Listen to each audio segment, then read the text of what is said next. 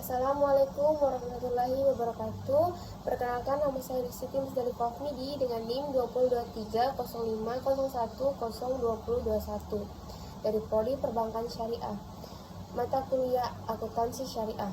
Di sini saya akan menjelaskan beberapa materi. Yang pertama, akuntansi mudharabah PSAK 102. Akuntansi mudharabah adalah akad jual beli barang dengan harga jual sebesar biaya perolehan ditambah keuntungan yang disepakati, dan penjual harus mengungkapkan biaya perolehan barang tersebut kepada pembeli. Akuntansi adalah sebuah sistem informasi yang menghasilkan informasi keuangan kepada pihak-pihak yang berkepentingan mengenai aktivitas ekonomi dan kondisi suatu perusahaan.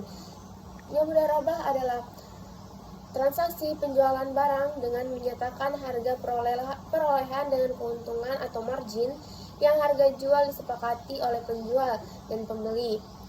Secara sederhana, mudharabah adalah suatu penjualan seharga barang tersebut ditambah keuntungan yang disepakati, atau dengan jual beli barang yang menyatakan harga perolehan dan keuntungan yang disepakati antara penjual dan pembeli. Materi selanjutnya, akuntansi transaksi salam dan salam pararer PSAK 103. Salam adalah akad jual beli di mana pembeli membayar harga barang secara tunai di muka, sedangkan barang yang dibeli diserahkan di kemudian hari dengan spesifikasi yang disepakati. Salam pararer adalah dua akad salam yang terpisah, di mana penjual akad salam pertama membuat akad salam kedua dengan pihak lain untuk mendapatkan barang yang dijanjikan dalam akad pertama. PSAK 103 mengatur tentang akuntansi transaksi salam dan salam pararer. Tujuan PSAK 103 memberikan pedoman akuntansi bagi penjual salam, pembeli salam, lembaga yang melakukan salam pararer. Materi selanjutnya, transaksi istisna dan istisna pararer PSAK 104.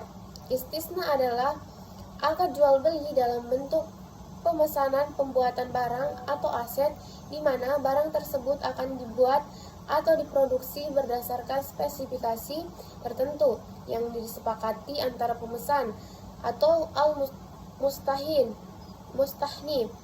dan produsen atau pembuat atau asani. Dalam istisna, pembayaran bisa dilakukan di awal selama proses produksi atau setelah barang jadi. Istisna pararer terjadi ketika pembuat sudah menerima pesanan dari pemesan pertama membuat akad istisna kedua pararer atau pararer dengan pihak ketiga untuk memproduksi barang atau proyek tersebut. Akad istisna pararer ini berdiri sendiri dan tidak saling bergantungan secara hukum dengan akad istisna pertama. Bank dapat berperan sebagai pembeli atau penjual dalam transaksi istisna. Bank dapat berfungsi sebagai penjual dan memesan barang dari pihak ketiga atau subkontraktor melalui istisna. Ini dikenal sebagai istisna pararer.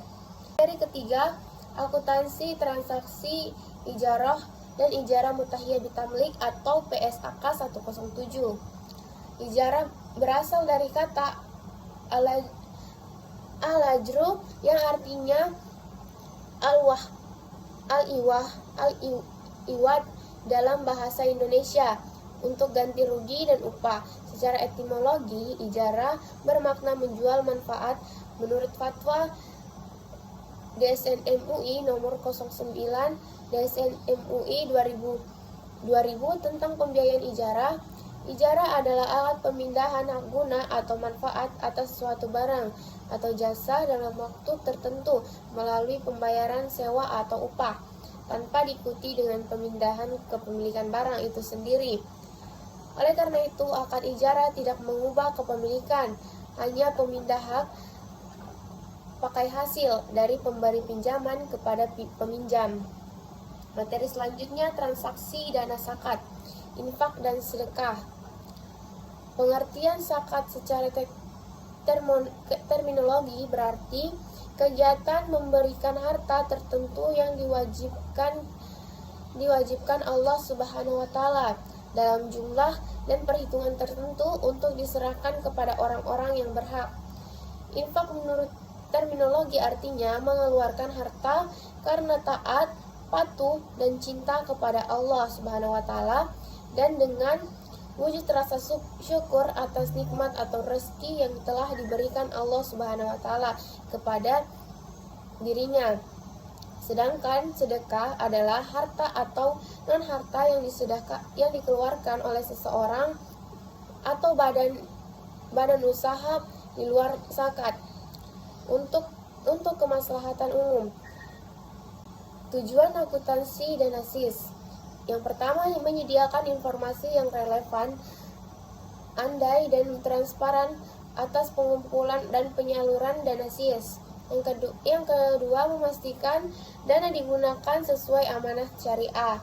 Yang ketiga, memberikan laporan yang dapat diaudit dan dipertanggungjawabkan kepada publik dan regulator akuntansi asuransi syariah. Selanjutnya, akuntansi asuransi syariah PSAK 108. Asuransi syariah didefinisikan sebagai usaha saling melindungi dan tolong-menolong antara sejumlah pihak melalui investasi dalam bentuk aset atau dana tabaruk yang memberikan pala pengambilan untuk menghadapi resiko tertentu melalui akad yang sesuai dengan syariah. Konsep ini berlandaskan pada prinsip tolong-menolong atau ta'awun dan menghindari unsur riba, gharar, dan maisir.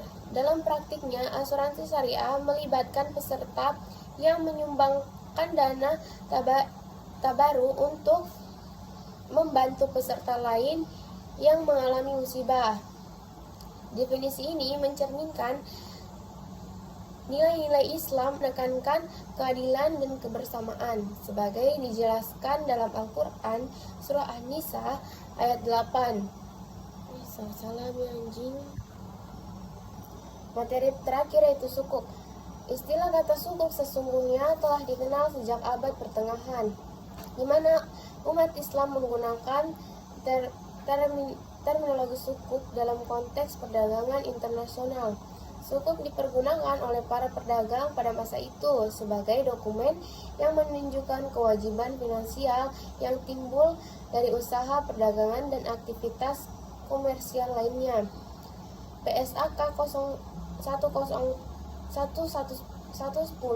bertujuan menyediakan pedoman akuntansi bagi penerbit sukuk, pemagang sukuk, pengelola sukuk. Yang kedua, menjamin akuntansi dan transparansi pelaporan. Terus yang terakhir, menyesuaikan perilaku akuntansi dengan akad syariah yang digunakan. Baik, itu saja materi dari saya. Mohon maaf jika ada kesalahan. Wassalamualaikum warahmatullahi wabarakatuh.